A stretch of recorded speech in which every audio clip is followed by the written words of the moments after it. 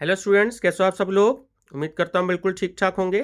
मैं doctor Pawan Oberoi, former principal of Adhyatma girls PG college Khatauli district Muzaffarnagar. Students, इससे पहले मैं आपको ये बता दूं कि जो बीकॉम फर्स्ट ईयर में भारतीय संस्कृति और राष्ट्रीय गौरव का जो एग्ज़ाम होता है 100 मार्क्स का, तो मैंने 2019 के दो जो क्वेश्चन पेपर के सेट थे वो अपलोड कर दिए हैं। तो जिन्होंने ना देखा हो या आपके कोई जानकार बच्चे हों BA BCom BSc first year में, तो आप उनको बता सकते हैं, ठीक है। इसी तरीके से मैं BCom first year second year third year के फिजिकल स्पोर्ट्स के भी अपलोड करूंगा, जनरल अवेयरनेस के भी अपलोड करूंगा और पर्यावरण अध्ययन के भी अपलोड करूंगा, ठीक है। चलिए स्टूडेंट्स, आज हम क्वेश्चन पेपर आपसे डिस्कस जो है हम लोग कर रहे हैं, हम वो सीसीएस यूनिवर्सिटी मेरठ का ऑडिटिंग का 2017 का क्वेश्चन पेपर डिस्कस करेंगे, ठीक है। इससे पहले मैंने कल जो था वो आपको सीसीएस यूनिवर्सिटी मेरठ का प्रिंसिपल्स ऑफ मार्केटिंग का 2017 का क्वेश्चन पेपर मैंने अपलोड किया है। तो जिन्होंने ना देखा हो वो मेरा channel study with doctor Pawan Oberoi subscribe करके देख सकते हैं। चलिए स्टूडेंट्स, ऑडिटिंग का पेपर डिस्कस करते हैं। क्वेश्चन नंबर 1, कंपनी अधिनियम के अनुसार गुप्त संचय बनाना है। तो ऑप्शन नंबर ए करेक्ट है, वर्जित। क्वेश्चन नंबर 2, पूंजीगत लाभ का प्रयोग किया जा सकता है।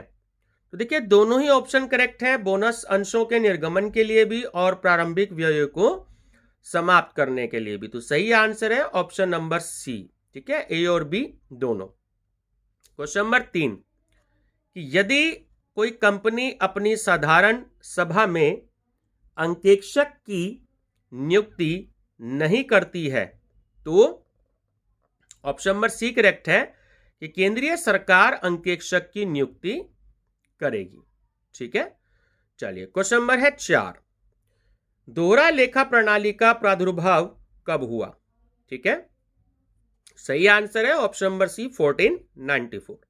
क्वेश्चन नंबर 5, चार्टर्ड अकाउंटेंट संस्थान की स्थापना सर्वप्रथम किस देश में हुई। तो ऑप्शन नंबर ए करेक्ट है, इंग्लैंड में।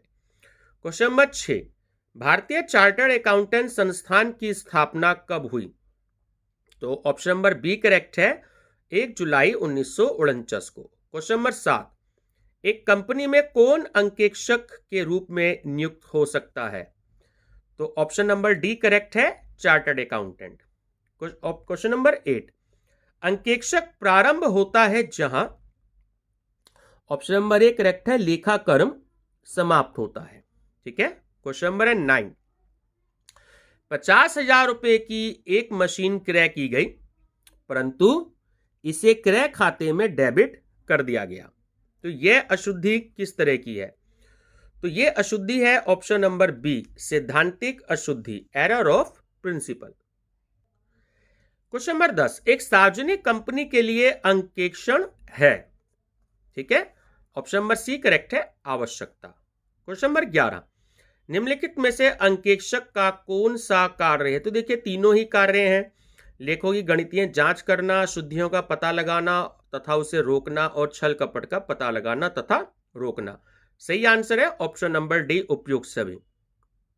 स्टूडेंट्स, मैं बार बार नहीं आपको ये बताऊंगा कि ये क्वेश्चन रिपीट है, क्योंकि इससे पहले जो 5 क्वेश्चन पेपर मैं अपलोड कर चुका हूं, तो आप उन सबको देखें, 2013 से लेकर के 2016 के, और ये 5वां क्वेश्चन पेपर है। ठीक है, कई सारे क्वेश्चन इसमें रिपीट है, तो आप देख सकते हैं। चलिए, क्वेश्चन नंबर 13, अंकेक्षक को परिभाषित किया जा सकता है। तो ऑप्शन नंबर बी करेक्ट है, लेखा पुस्तकों की जांच करना। क्वेश्चन 14, भारत में लेखाकर्म की शिक्षा का अनुसरण सर्वप्रथम किस सरकार ने किया। तो ऑप्शन सी करेक्ट है, मुंबई सरकार ने।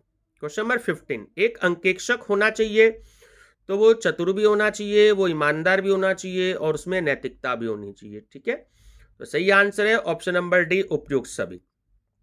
क्वेश्चन नंबर 16, एक अंकेक्षक का उच्च नैतिक स्तर होता है। ऑप्शन ए, जन्मजात गुण। क्वेश्चन नंबर 17, कर की चोरी से सुरक्षा प्रदान करना अंकेक्षण का उद्देश्य है। ऑप्शन बी, सामाजिक उद्देश्य। क्वेश्चन नंबर 18, एक पनवारी के लिए अंकेक्षण होता है। ऑप्शन बी ठीक है, विलासिता। क्वेश्चन 19, कार्यालय सोफे का घरेलू उपयोग है। ऑप्शन सी, संपत्ति का गबन। क्वेश्चन नंबर 20, एक अंकेक्षक होता है। ऑप्शन ए, रखवाली करने वाले कुत्ते की तरह। क्वेश्चन 21, सामान्यतः एक छोटे एकल व्यापार में अंकेक्षक की आवश्यकता नहीं होती क्योंकि ऑप्शन सी, इसके स्वामी का इस पर पूर्ण नियंत्रण होता है।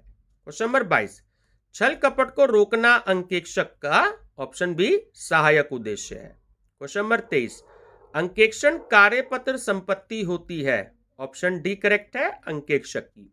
क्वेश्चन नंबर 24, व्यक्तिगत अंकेक्षण होता है। ऑप्शन ए करेक्ट है, ऐच्छिक। क्वेश्चन नंबर 25, प्रबंध अंकेक्षण के अंतर्गत जांच की जाती है। ऑप्शन बी उच्च अधिकारियों के कार्य की। क्वेश्चन नंबर 26, अंतरिम अंकेक्षण कराया जाता है। ऑप्शन सी करेक्ट है, वर्ष के मध्य में। क्वेश्चन नंबर 27, निम्नलिखित में से कौन सा अंकेक्षण पूरे वर्ष चलता रहता है। ऑप्शन डी करेक्ट है, चालू अंकेक्षण। क्वेश्चन 28, जहां आंतरिक जांच पद्धति संतोषजनक नहीं है वहां अंकेक्षण की कौन सी पद्धति उपयुक्त रहती है। ऑप्शन सी करेक्ट है, चालू अंकेक्षण। क्वेश्चन 29, एक नए साझेदार के प्रवेश के समय कराए गए अंकेक्षण को कहते हैं आकस्मिक अंकेक्षण। ऑप्शन नंबर ए। क्वेश्चन 30, कंपनी का विशेष अंकेक्षण कौन कराता है। ऑप्शन बी करेक्ट है, केंद्रीय सरकार द्वारा। क्वेश्चन नंबर 31, भारतीय चार्टर्ड अकाउंटेंट संस्थान है तो वो एक स्वायत्त संस्था है, ठीक है, इंग्लिश में बोलते हैं हम autonomous body. Option C correct है। क्वेश्चन नंबर 32, निम्नलिखित में से कौन सा श्रम विभाजन के सिद्धांतों पर आधारित है। तो ऑप्शन सी करेक्ट है, आंतरिक जांच। क्वेश्चन नंबर 33, एक चार्टर्ड अकाउंटेंट ने काम प्राप्त करने के लिए गश्ती पत्र भेजा, क्या वह उत्तरदायी होगा। तो ऑप्शन ए करेक्ट है, व्यवसायिक दुराचरण के लिए। क्वेश्चन नंबर 34, परीक्षण जांच के अंतर्गत ऑप्शन बी करेक्ट है, विशिष्ट लेखा पुस्तकों की जांच की जाती है। क्वेश्चन नंबर 35, नैतिक जांच, जिसे हम इंग्लिश में रूटीन चेकिंग बोलते हैं, किसके द्वारा की जाती है। ऑप्शन सी करेक्ट है, संस्था के कर्मचारियों द्वारा। क्वेश्चन नंबर 36, अंकेक्षण कार्यक्रम होना चाहिए तो देखिए वो लोचदार भी होना चाहिए, स्पष्ट भी होना चाहिए और विस्तृत भी होना चाहिए। सही आंसर है ऑप्शन नंबर डी, उपयुक्त सभी। क्वेश्चन नंबर 37, निम्नलिखित में कौन श्रम विभाजन के सिद्धांत पर आधारित है। तो सही आंसर है ऑप्शन ए, आंतरिक निरीक्षण। क्वेश्चन नंबर 38, आंतरिक अंकेक्षक के रूप में कैसे कर्मचारियों को नियुक्त किया जा सकता है। तो ऑप्शन सी करेक्ट है, जो लेखा पुस्तकों से संबंधित नहीं होते किंतु लेखांकन में निपुण और ईमानदार होते हैं।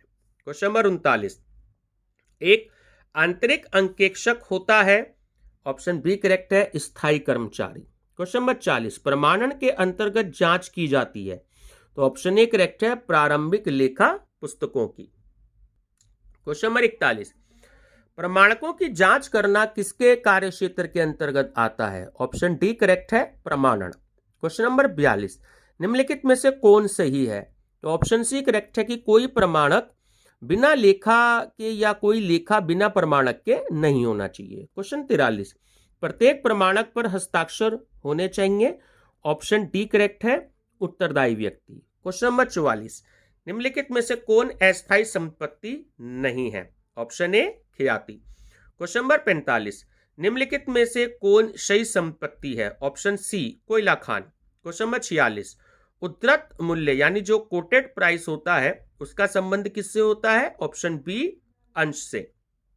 क्वेश्चन 47, स्कंद का मूल्यांकन किया जाता है। तो ऑप्शन सी करेक्ट है कि लागत मूल्य या बाजार मूल्य जो दोनों में कम होता है। क्वेश्चन नंबर 48, मूल्यांकक के उच्चतम मूल्य पहले निर्गमन विधि पर क्यों प्रयोग किया जाता है जब।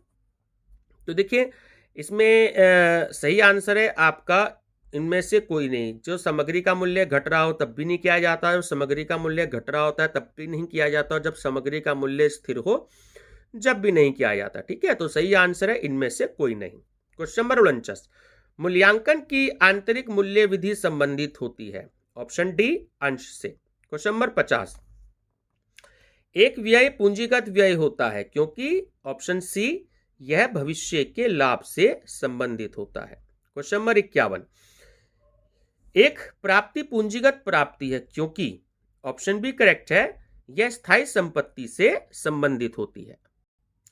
क्वेश्चन नंबर 52, एक हानि पूंजीगत हानि होती है क्योंकि ऑप्शन डी करेक्ट है, ये स्थायी संपत्ति से संबंधित होती है। क्वेश्चन 53, ह्रास एक आयगत हानि है क्योंकि ऑप्शन ए यह चालू लेखांकन वर्ष से संबंधित होता है।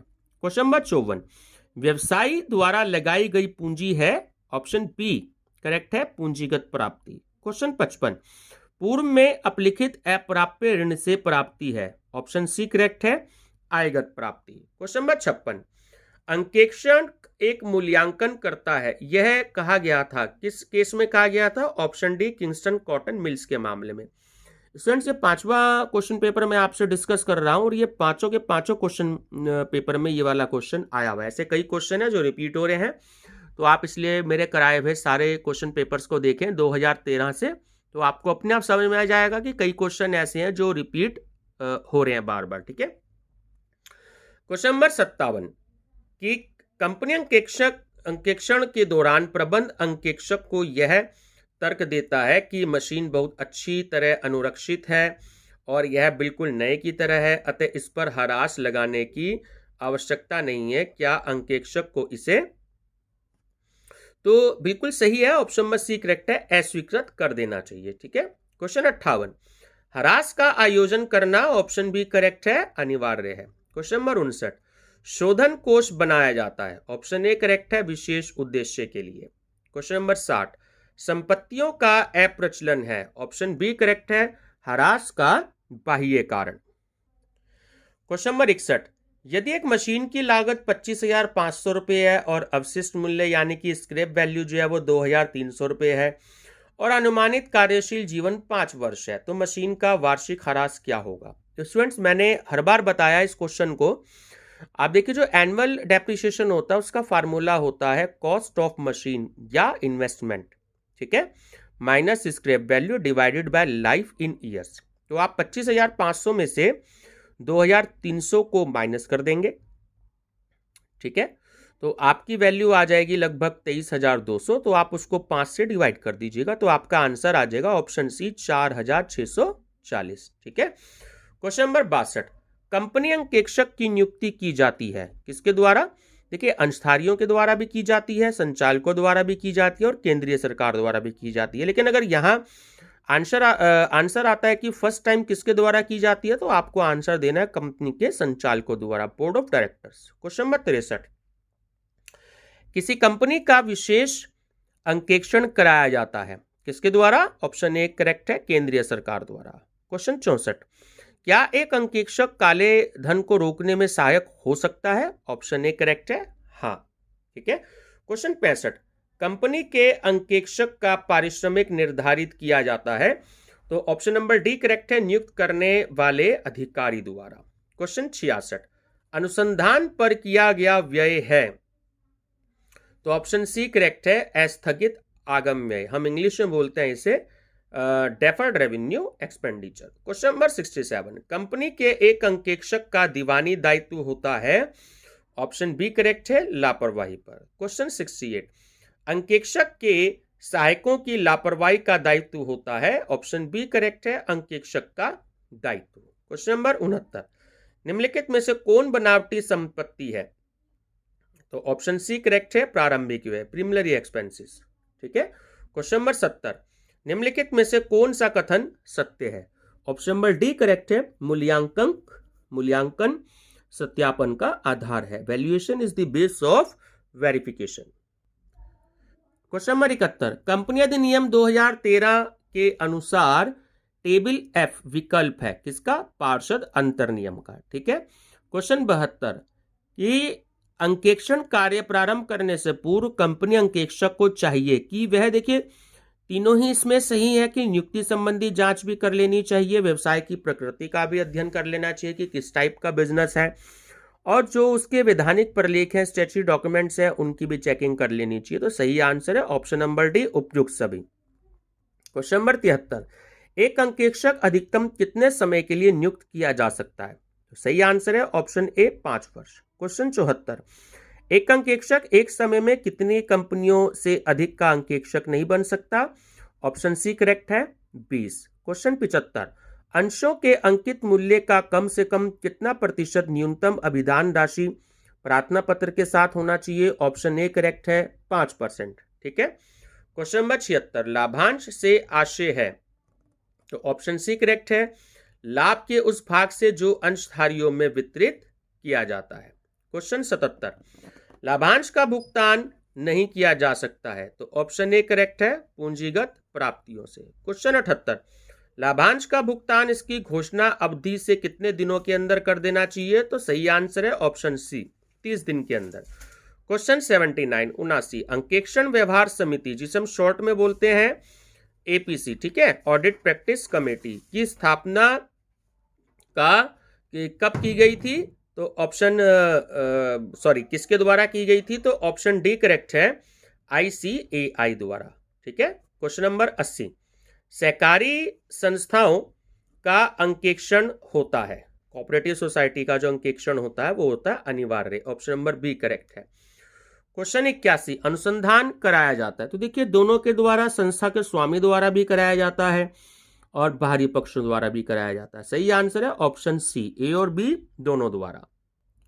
क्वेश्चन नंबर 82, हिसाब किताब में गड़बड़ी प्रायः की जाती है, तो सही आंसर है ऑप्शन नंबर ए, उच्च प्रबंध द्वारा।